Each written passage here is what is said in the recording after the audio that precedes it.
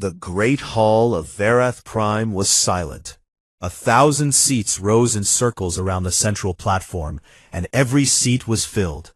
Diplomats, warlords, scientists, and governors from across the Dominion sat still as stone, watching the holographic star map spin slowly in the air above them. Grand Arbiter Jolvan stood at the center. He was tall and thin, with dark green scales covering his entire body, and eyes that glowed like 2 drops of liquid gold. He had ruled the Galactic Dominion for nearly 300 years. Under his leadership, more than 400 species had been brought into the fold. Some came willingly, most did not. The Centennial Expansion Decree is now in session, Jolvan said, his voice low and sharp like the scraping of metal. As is tradition, we named the next targets for integration. The star map shifted. Red dots appeared across it, each one marking a world that had already been claimed. There were hundreds of them, scattered across the galaxy like drops of blood. Then a single new dot appeared, blinking gold. Sol system, Jolvan read from the floating data beside the star. 3rd planet, local name Earth, dominant species Homo sapiens. He tapped the air, and a report expanded before the hall. Images of Earth appeared, blue oceans, green forests, cities glowing at night, and then the data about its people. Pre-tier civilization, Jolvan continued. No faster-than-light travel, no energy shielding, no unified planetary government. The species is fractured into nearly 200 separate political territories. They fight among themselves constantly. Lifespan is short, bodies are fragile, no natural weapons, no telepathy, no hive coordination. He paused and looked up at the assembly. Threat level, negligible. Laughter rippled through the hall, soft at first, then louder. A species that had not even left its own star system, that still used chemical rockets and split atoms for energy. It was barely worth the fuel it would take to reach them. Fleet Commander Draxus rose from his seat in the upper circle. He was enormous, nearly 3 meters tall, with a black armored shell covering his body, and 4 thick arms folded across his chest. His species, the Vraxi, were bred for war. Draxus himself had led the Dominion's extermination fleets for over 6,000 years. He had destroyed the crystal cities of Fira. He had broken the telepathic mind-weavers. He had never lost a single campaign. "I will take this one," Draxus said, his voice rumbling like distant thunder. "My 9th fleet is already restocked. We can be in their system within 90 planetary rotations." Jolvan nodded. Standard absorption protocol. And just like that, the fate of 8 billion human beings was decided in less time than it took to pour a glass of water. The council moved on to other business. Earth was already forgotten, but not by everyone. In the lower rows of the hall, a small figure sat quietly, watching everything. Her name was Yanara, and she was a Caliph, a fox-like species with silver fur, large amber eyes, and a long tail that she kept wrapped around her waist. Her world had been conquered by the Dominion 40 years ago. She had been young then. Now she served as a cultural analyst, assigned to study target species before invasions. It was considered unimportant work. Nobody ever read her reports. As the council session ended and the crowds began to leave, Yanara remained in her seat. She pulled up her personal datapad and opened the file on Earth. The scouting probes had collected an enormous amount of data. Radio transmissions, visual broadcasts, digital signals. Most of it was noise. But buried in that noise was something that made her ears press flat against her skull. She began with the music. Strange, powerful sounds that made her chest feel tight. She moved on to the visual recordings. Soldiers running into fire, cities burning, bombs falling, people screaming, crying, dying. And then, always, someone standing back up again.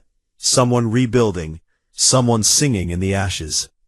She watched a recording of a single human standing in front of a line of metal war machines, refusing to move. She watched humans strap themselves to rockets and launch into the emptiness of space with nothing but faith and mathematics to guide them.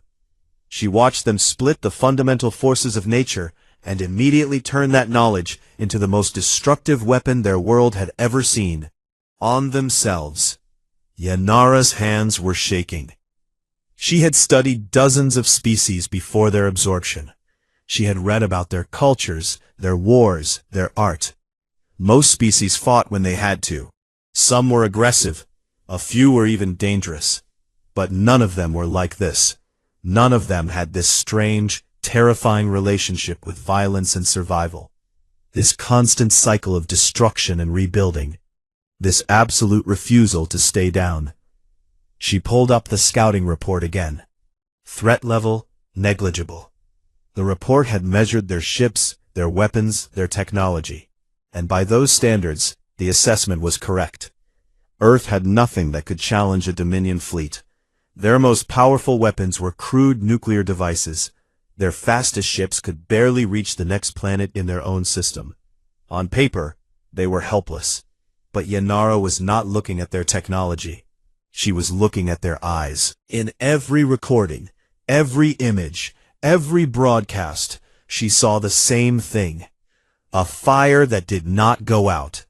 A stubbornness that went beyond logic. These creatures did not fight because they calculated they could win. They fought because something deep inside them simply would not allow them to stop. She closed the file and sat alone in the empty hall for a long time. Meanwhile, on Earth, a woman named Dr. Elena Vargas was sitting at her desk in a radio astronomy facility in Puerto Rico. It was late, and she was tired. The screens in front of her showed the usual noise of the cosmos. Background radiation, pulsar signals, the distant hum of old stars. Then, something changed. A tight, focused beam of energy appeared on her screen. It was aimed directly at the sun. It lasted only a few seconds before disappearing. But in those seconds, Elena's heart nearly stopped. She ran the data through every filter she had. The signal was artificial. And it was not from Earth. She grabbed her phone and called her supervisor. Then she called 3 other observatories. By morning, the signal was confirmed by 2 of them before it vanished entirely. The governments were quietly notified. Within a week, a very small group of very powerful people knew the truth. Something was coming. But they did not know what. They did not know when, and they had no idea that on the other side of the galaxy, a fleet of warships that had never known defeat was already turning its guns toward their small blue world. And in the silence between the stars, Yanara sat in her quarters aboard the Dominion flagship and whispered to herself. They gave a threat level of negligible. Did anyone actually read what these creatures have done to each other? Nobody answered. The ship moved on. The Dominion flagship Inevitability was the largest warship ever built. It stretched nearly 12 kilometers from bow to stern, and its hull was covered in weapons that could crack a moon in half. Inside, it carried enough soldiers to invade a continent. It had been the last thing 100 civilizations had ever seen. Now it moved silently through the black emptiness of space, pointed toward a small yellow star that the beings living near it called the Sun. Yanara had requested a private briefing with Fleet Commander Draxus and his second-in-command, Admiral Corvan. It had taken her 3 days to get the meeting approved. Cultural analysts did not usually speak directly to fleet commanders, but Yanara had insisted, and eventually Corvan, who was known for being more patient than his superior, had agreed. The briefing room was cold and dark, lit only by the glow of the holographic display table at its center. Draxus sat in an oversized chair, his forearms resting on the armrests like fallen trees. Corvan stood nearby, tall and lean, with the pale blue skin and silver eyes of his species. Where Draxus was brute force, Corvan was a blade. He had won more campaigns through planning than through firepower. "Make it quick," Draxus said. "I have an invasion to plan." Yanara placed her datapad on the table and activated the display. The room filled with images of Earth. "I have completed my cultural analysis of the target species," she said. "I believe the threat assessment is dangerously incomplete."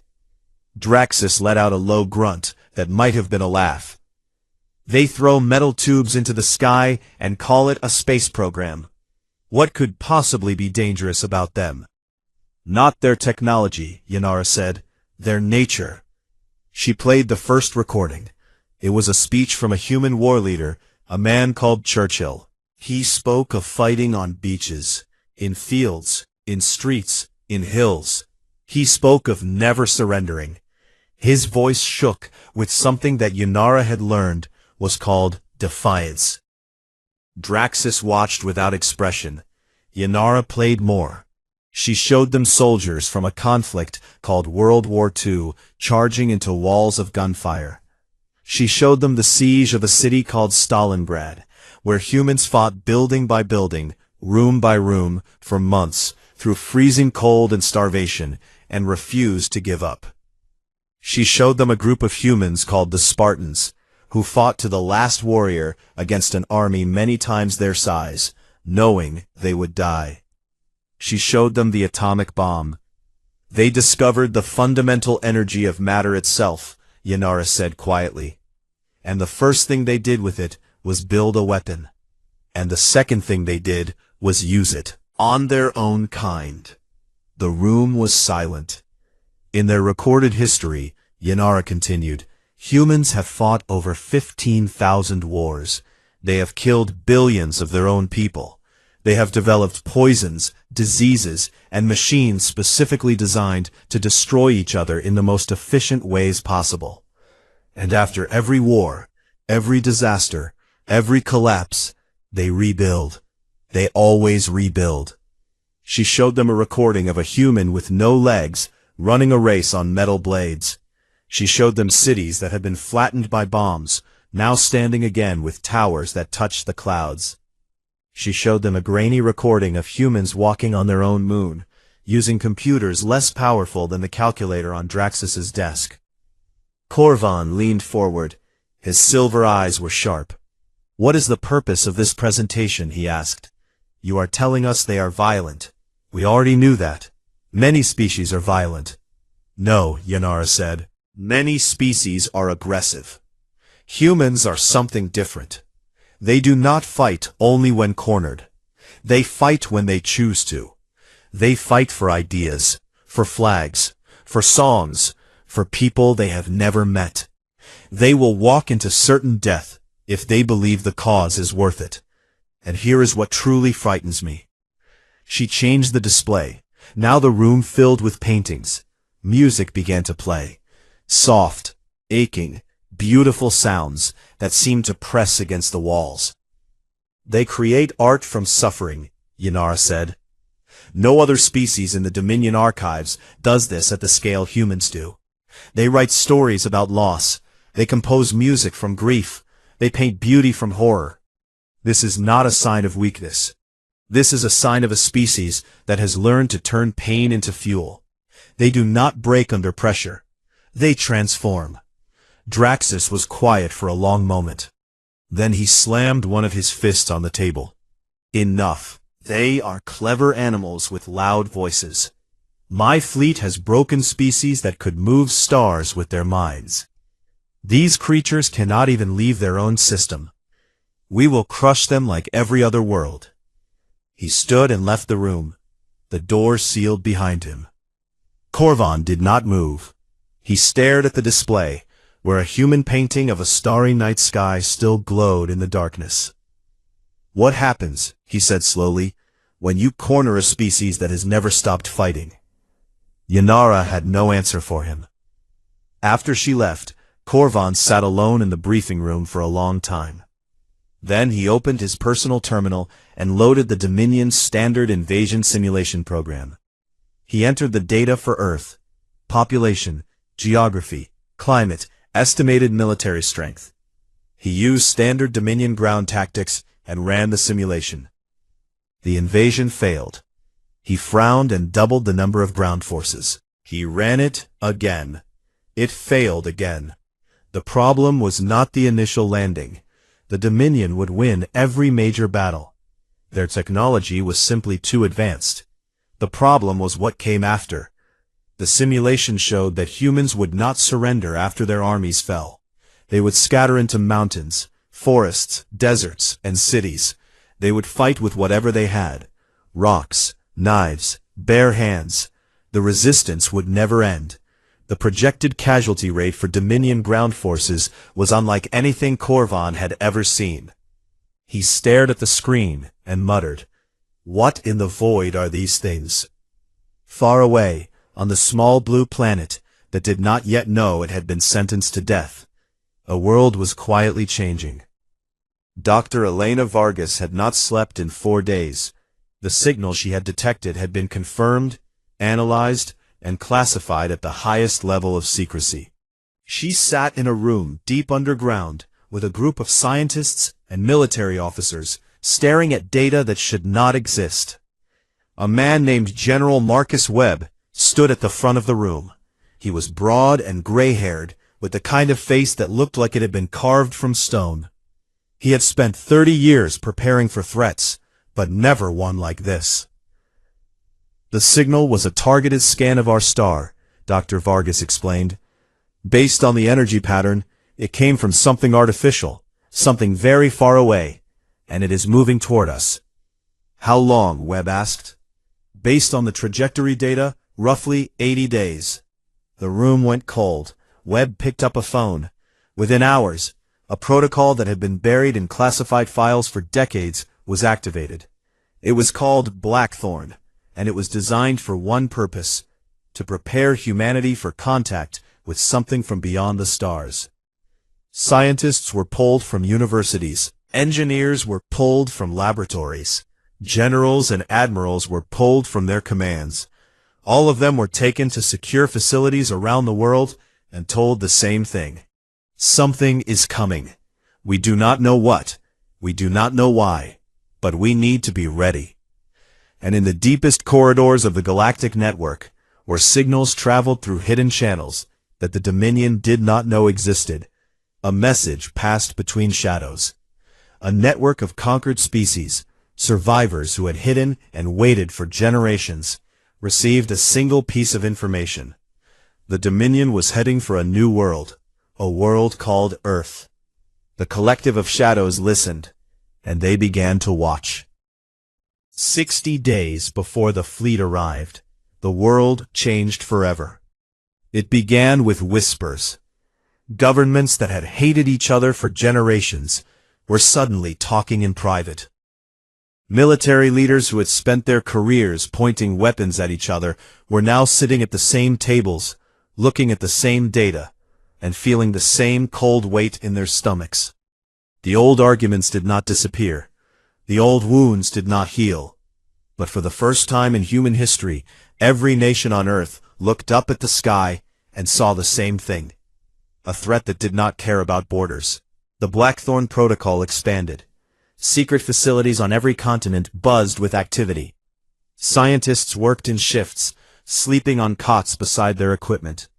Engineers tested and rebuilt and tested again.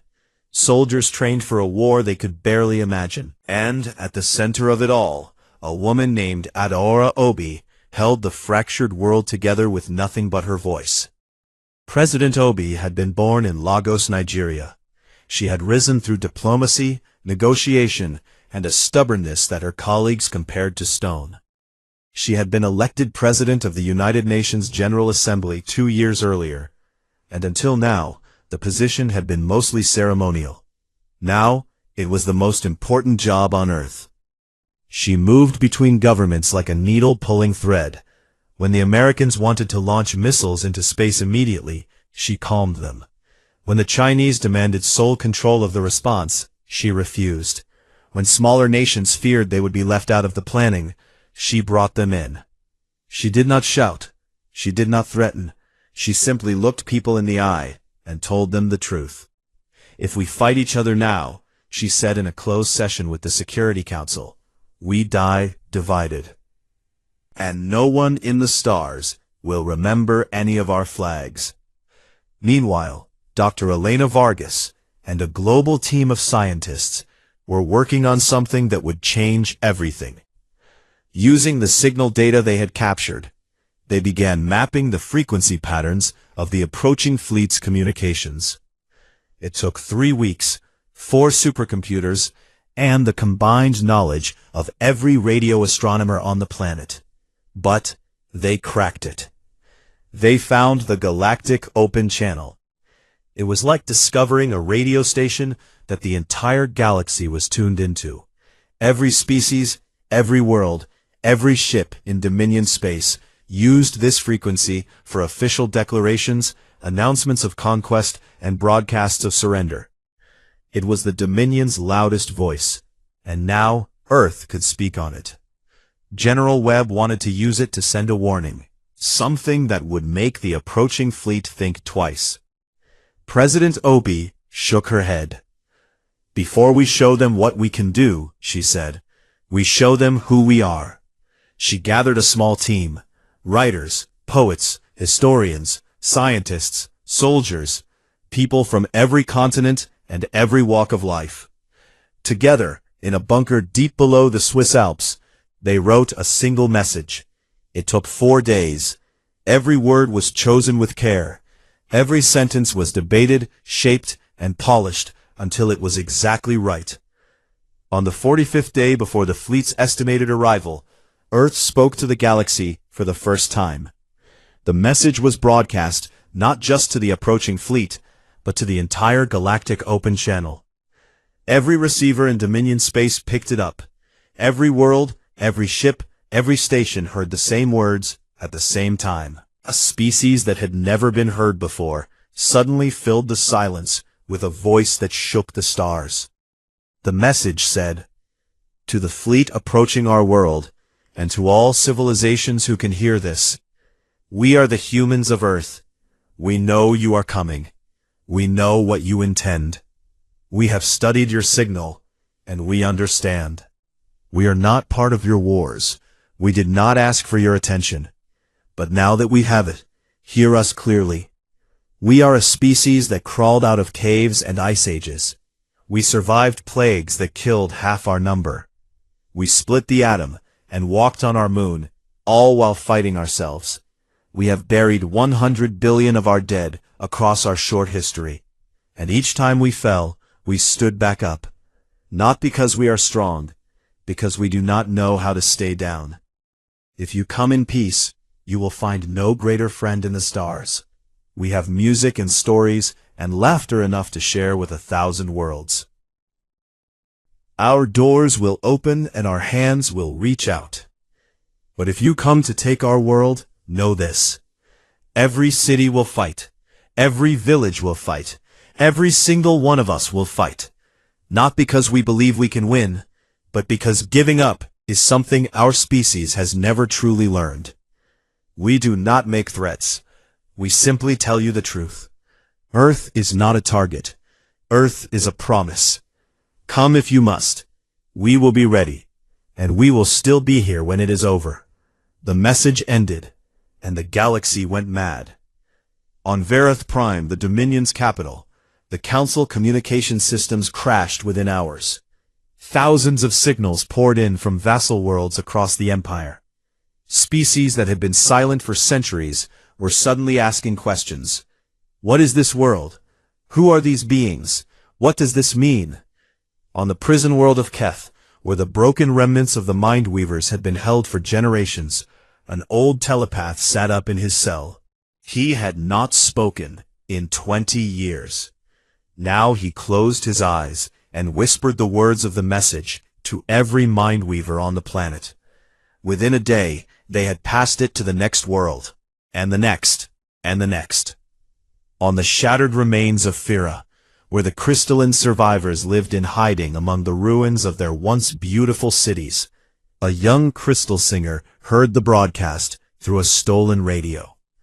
She played the message back for her people, and for the first time in living memory, the crystals sang a new song. Not a song of mourning, a song of something they had forgotten the word for: hope. On 100 conquered worlds, enslaved populations huddled around hidden receivers and listened to a species they had never heard of speak words they had never dared to say. The message spread like fire through dry grass. It was copied, translated, whispered, sung, and scratched into walls. The Dominion censors could not stop it. It was everywhere. The collective of shadows, the secret network of resistance fighters that had operated in silence for generations, erupted into activity. Messages flew between cells on dozens of worlds. For the first time, they had a rallying point. For the first time, someone had spoken openly against the Dominion and not been silenced. Aboard the Inevitability, Fleet Commander Draxus listened to the message and laughed. It was a deep rumbling sound that shook the glasses on his table. "Brave little animals," he said. "They bark loud for creatures about to be stepped on." Admiral Corvan stood beside him and said nothing. His silver eyes were fixed on the screen. He was not listening to the words. He was watching the reaction data pouring in from across Dominion space. He could see the numbers. Communication traffic had increased by 800% in the last hour. Vassal species that had not sent a single unauthorized message in decades were now flooding the network. He understood something that Draxus did not. The humans had not just sent a message to the fleet. They had sent a message to the entire galaxy. And the galaxy was listening. In her quarters, Yanara sat on the floor with her tail wrapped tight around her body and tears running down her silver fur. She had heard many things in her life as a cultural analyst. She had studied the last words of dying civilizations. She had translated the surrender pleas of species about to be destroyed. But she had never heard anything like this. She had never heard a species facing annihilation speak not with fear, but with an invitation. If you come in peace, you will find no greater friend. She pressed her hands against her face and wept. Back on Verath Prime, Grand Arbiter Jolvan sat alone in his chamber, watching the chaos unfold across his empire. Reports of unrest were pouring in from every sector. Vassal species were becoming agitated. Trade was slowing. Questions were being asked that had not been asked in 1,000 years. His golden eyes narrowed to thin slits. He opened a secure channel to Draxus and spoke 4 words. "Glass the planet. Leave nothing." The order went out. The fleet adjusted course. And on Earth, 8 billion people looked up at the stars and waited. They did not know the exact words of the order, but deep in their bones, in that ancient place where instinct lived, they knew what was coming. And something old and fierce began to stir. The order to destroy Earth completely was meant to end the problem. Instead, it made everything worse. Word of the escalation leaked within days. It always did. The Dominion's communication network was vast, and the collective of shadows had spent generations planting listeners in every corner of it. When the order changed from absorption to total planetary destruction, the news spread across the galaxy like poison in a river. And the galaxy reacted exactly as Grand Arbiter Jolvan had feared. On the factory world of Tellus 9, 3 vassal species that had been supplying fuel and ammunition to the Dominion fleets simply stopped. Workers put down their tools and walked away from the assembly lines.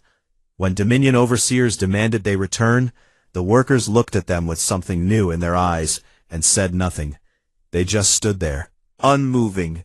On the shattered remnants of Fira, the crystalline survivors did something far less peaceful. A group of young crystal singers infiltrated the orbital shipyard that the Dominion had built above their ruined world. Using resonance frequencies that only their species could produce, they shattered the power cores of 6 warships under construction. The explosions lit up the sky for 3 days. The Mindweavers, the telepathic species that Draxus had supposedly broken decades ago, revealed that they had not been broken at all. They had been waiting. Now from their prison cells and hiding places across a dozen worlds, they began linking minds again. Quietly at first, then stronger. A web of thoughts stretched across light years, connecting resistance cells that had never been able to communicate before. For the first time, the collective of shadows had a nervous system. The humans said they would still be here when it was over. Let us make sure they are right. Aboard the Inevitability, Draxus received the reports of rebellion with cold fury. Supply lines were breaking. 3 systems had gone silent. Pirate fleets aligned with the collective were attacking Dominion transports in hit-and-run strikes, disappearing before the warships could respond. For the first time in 6,000 years, Draxus was forced to split his fleet. He sent half of his ships back to suppress the rebellions, keeping the other half for the assault on Earth. It was still an overwhelming force by any galactic standard. 500 warships, 2 million soldiers, enough firepower to burn the surface of a planet to glass. But it was half of what he had started with, and that fact was not lost on Korvan. "We should reconsider," the Admiral said, as they reviewed the fleet disposition. "The strategic situation has changed." "Nothing has changed," Draxus growled. "We destroy the planet, the rebellions lose their symbol, and order is restored." Korvan said nothing more. But that night he did something he had never done before. He opened a hidden channel and contacted Yenara. She answered immediately, as if she had been waiting. "I have run every simulation," Korvan told her. "Even with half the fleet, we will win in orbit. Their ships are primitive. Their weapons cannot penetrate our shields. But on the ground," he paused, "the projections show that we would lose a soldier for every square meter of that planet. They will fight in every building, every tunnel, every forest. They will strap explosives to themselves and walk into our formations. They will not stop. I have commanded invasions for 200 years. I have never seen projections like this." Then she made a decision that would change her life forever. "I am sending you a data package," she said. "Do not open it. Forward it to the following frequency." She gave him a string of numbers. It was a frequency that did not exist on any Dominion record. It was the frequency that Earth's Blackthorn team had been monitoring since they cracked the galactic open channel. Korvan stared at her. "You are asking me to commit treason." "I am asking you to do what is right." He was quiet for a long time. Then he forwarded the package. Yenara's data package arrived on Earth like a gift from the heavens. It contained everything: shield frequencies, weapon cooldown cycles, armor compositions, command structures, communication encryption keys. It was the complete technical blueprint of the Dominion's military. General Webb nearly fell out of his chair. Within hours, every major laboratory and military facility on Earth had a copy. And then humanity did what it did best. It adapted. Engineers who had been struggling to understand the alien signal data suddenly had a key to unlock it. Scientists who had been guessing at the nature of alien technology now had exact specifications. Factories that had been building conventional weapons were given new designs overnight. The speed of it stunned even Yenara, who watched from the Inevitability through intercepted Earth communications. She had expected months, perhaps years. These creatures did it in weeks. In 43 days, human scientists reverse-engineered the basic principles of Dominion energy shielding and built crude but functional versions. They were ugly. They were unstable. They overheated after 20 minutes of continuous use. But they worked. In 38 days, engineers adapted the shield technology into directed energy weapons. They were mounted on trucks, on ships, on modified fighter jets. They did not have the range or power of Dominion weapons, but they could punch through Dominion armor at close range. In 29 days, the world's nuclear arsenals were reconfigured. Warheads were pulled from their missiles and rebuilt with modified detonation patterns designed to overload Dominion shields at the specific frequencies Yenara had provided. Submarines carrying these weapons dispersed into every ocean on Earth and went silent. General Webb coordinated the global military response with the grim efficiency of a man who had spent his entire life preparing for the worst. Every jet, every tank, every soldier on Earth was repositioned. Cities were quietly fortified. Evacuation plans were drawn up and discarded, and drawn up again. Civilian volunteers numbered in the hundreds of millions. And through it all, President Obi held the world together. She appeared on screens across the planet, calm and steady, and told the truth. "Something is coming," she said. "We do not know if we will survive, but we will face it together, and we will face it standing." The world did not panic. There was fear, yes. There was grief and anger and sadness. People held their families close. They prayed in churches and mosques and temples. They sat in parks and watched the sunset. They told each other stories. They laughed. They wept. But they did not break. 60 days after the message was sent, the Dominion fleet entered the Sol system. Earth's deep space sensors, now enhanced with alien technology, tracked them as they passed Jupiter.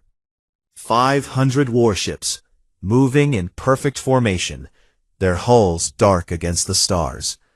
General Webb stood in the command center deep beneath the Rocky Mountains and watched the display. Red dots moved steadily inward. He picked up a communication device and spoke to every military unit on the planet. "This is it," he said. "Whatever happens in the next few days, know that every single person on this planet is proud of you. Fight hard, fight smart, and do not let them forget us."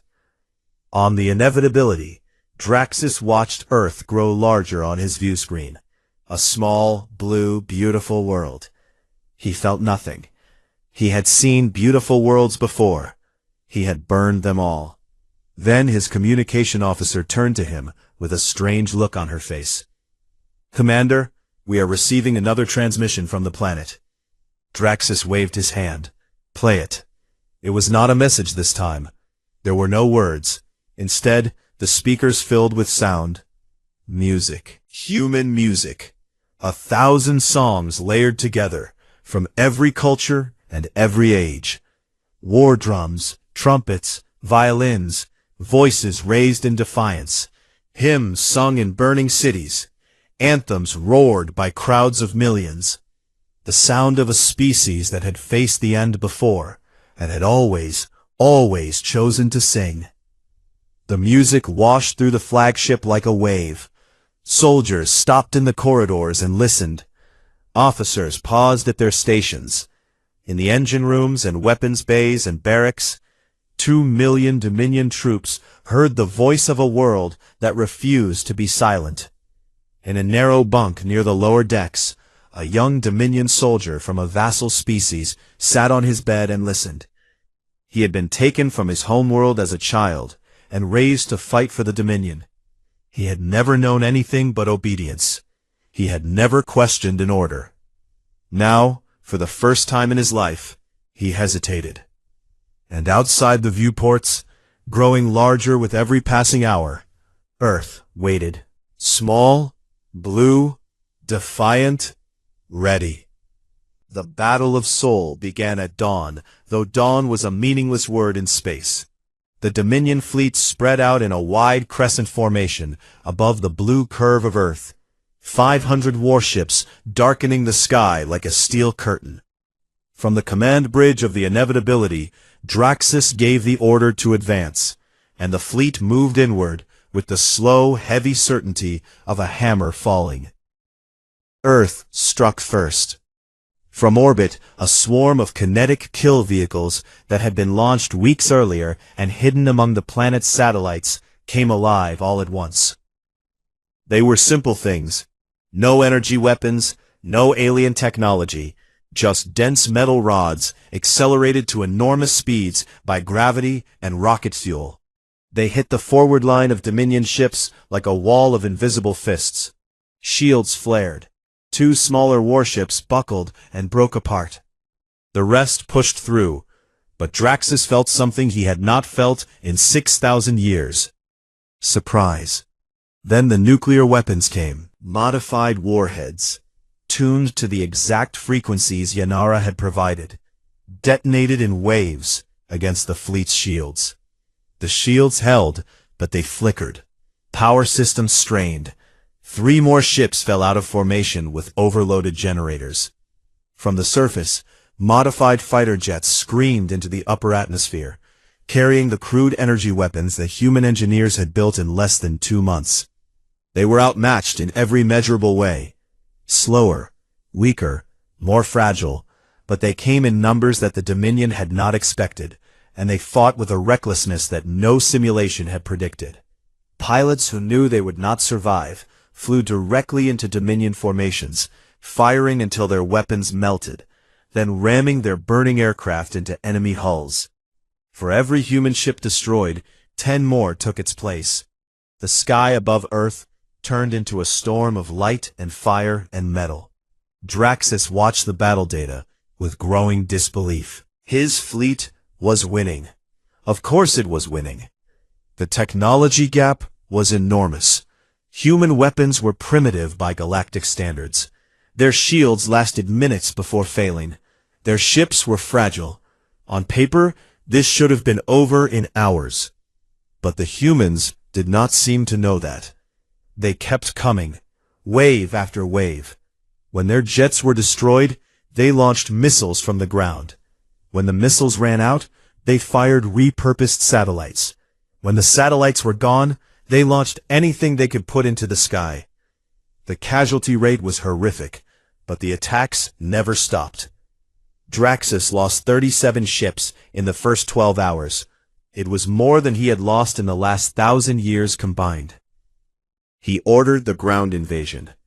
Draught ships descended through the burning atmosphere and landed on 6 continents simultaneously. 2 million Dominion soldiers poured out onto the soil of Earth, armed with energy weapons and armored in plating that could stop a tank round.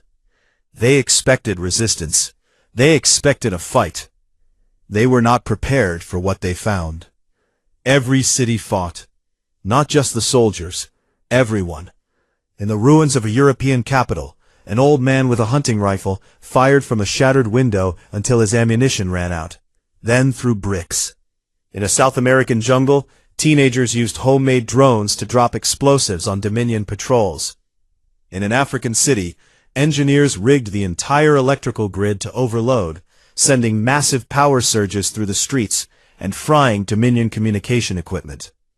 In an Asian megacity, millions of civilians formed human chains to block intersections while resistance fighters attacked from the rooftops. Farmers fought. Teachers fought. Doctors fought. Children as young as 12 ran messages between resistance cells through tunnels and sewers. A blind musician in a bombed-out concert hall played a piano, while soldiers fought and died around him, and the music drifted out through the broken walls and into the streets. And somehow, impossibly, people fought harder when they heard it. Draxus lost more soldiers in 72 hours on Earth than in his entire career. The reports from the ground commanders were all the same. The humans would not stop. They did not surrender when surrounded. They did not flee when outnumbered. They fought from buildings, from rubble, from holes in the ground. They set traps. They ambushed patrols. They attacked supply lines. They fought in daylight and in darkness and in the rain and through their own tears. Corvan's simulations had been exactly right. On the 4th day, Draxus made a decision that burned in his chest like acid. He ordered a retreat to orbit. The ground invasion had failed. The cost was too high. He would fall back on the original order and glass the planet from above. It would waste the resources that absorption would have provided, but it would end this. His remaining ships formed up above the planet. Weapons locked onto the surface. Draxus opened his mouth to give the command. And then the sky tore open. Faster-than-light signatures erupted across the Sol system like a chain of explosions. Dozens of them, then hundreds. Ships of every shape and size dropped out of the void and into real space. They were not Dominion ships. The collective of shadows had come. They were a ragged fleet, Firin crystal ships that hummed with resonance energy. Mindweaver vessels held together by thought and willpower. Old warships from species that had been conquered generations ago, pulled from hiding places and repaired with whatever was available. Pirate frigates, stolen transports. Civilian ships with weapons bolted to their hulls. They were mismatched, uncoordinated, and held together by nothing but fury and hope. But there were hundreds of them, and they were not afraid. Yanara's voice filled every channel, broadcast on every frequency. Fleet Commander Draxus, you wanted to know what happens when you corner a species that never stops fighting. Now you know. And now you know what happens when the rest of us remember how. The rebel fleet attacked from above, while Earth struck from below. Draxus found himself caught between two forces, his fleet battered and his soldiers bleeding on the ground beneath him. His supply lines were gone. Half his fleet was on the other side of the galaxy chasing rebellions. His shields were weakened, his soldiers were shaken. For the first time in 6,000 years, Fleet Commander Draxus gave the order to retreat. The inevitability turned away from Earth. The remaining Dominion ships followed, limping back into the darkness of deep space. The sky above Earth, which had been filled with fire and death for 4 days, slowly went quiet. On the surface, people looked up. At first, no one believed it. The guns fell silent, and still no one moved. Then, in a city somewhere in Europe, someone started cheering. The sound spread. It jumped from street to street, city to city, continent to continent. A roar of voices that circled the entire planet. They were still here. In the days that followed, the pieces began to fall into place. The Dominion did not collapse immediately, but it cracked in ways that could not be repaired. Grand Arbiter Jolvan faced open revolt on Verath Prime, as vassal species that had been obedient for centuries suddenly found their voices. The empire that had ruled the galaxy for millennia began to fracture, and at the center of every crack was the same word: Earth. Admiral Korvan did not retreat with Draxus. He stayed behind in the Sol system, alone in a single ship. He opened a communication channel to the surface, and requested something that no Dominion officer had ever requested in the history of the Empire: permission to speak. General Webb granted it, and for the first time, a Dominion officer spoke to a species not as a conqueror, but as an equal. President Obi addressed the galaxy once more. Her voice was tired, but steady, and it carried across the same open channel that had broadcast humanity's first message. "We meant what we said," she told the listening stars. "If you come as friends, you will find no greater friend. That offer stands for everyone, even those who came as enemies, especially those who came as enemies, because we know what it is like to fight, and we know what it is like to choose peace. The door is open." Yanara was granted asylum on Earth. She arrived on a shuttle that landed in a field outside a small European city, and she stepped onto the grass with trembling legs. The sun was warm. The air smelled like flowers and rain. She walked through the city streets slowly, looking at everything with wide amber eyes. She saw children playing in a park, laughing and chasing each other. She heard music drifting from an open window, soft and gentle, a melody played on an instrument she did not recognize. She watched an old man sitting on a bench, tossing pieces of bread to small birds that gathered at his feet. The man looked up and saw her, this strange silver-furred alien standing on his sidewalk. And he smiled, just smiled, and nodded, and went back to feeding his birds. Yanara stood there for a long time, tears running down her fur, and she finally understood. She understood why her analysis had terrified Korvan. She understood why the simulations had failed. She understood why the message had set the galaxy on fire. It was not the weapons. It was not the stubbornness. It was not even the refusal to surrender. It was this ordinary, impossible, beautiful life that humans built between the wars. The music, the laughter, the old man and his birds. They did not just survive. They lived. Fully, deeply, stubbornly lived. And they would fight to the death to protect the right to keep doing so. That was what the Dominion had never understood. That was what made humans dangerous. Not their capacity for war, but their capacity for everything else. Dr. Elena Vargas stood at her telescope that evening. The same telescope that had picked up the first signal all those weeks ago. The sky above was clear and full of stars. She pointed the telescope outward, past the moon, past the planets, into the deep black where the galaxy waited. Somewhere out there, species she had never met were saying a word they had not spoken in centuries. Hope. Somewhere out there, an empire was crumbling. Somewhere out there, the universe was changing. She smiled. The night was quiet. The stars were bright. She whispered into the dark, "We're still here."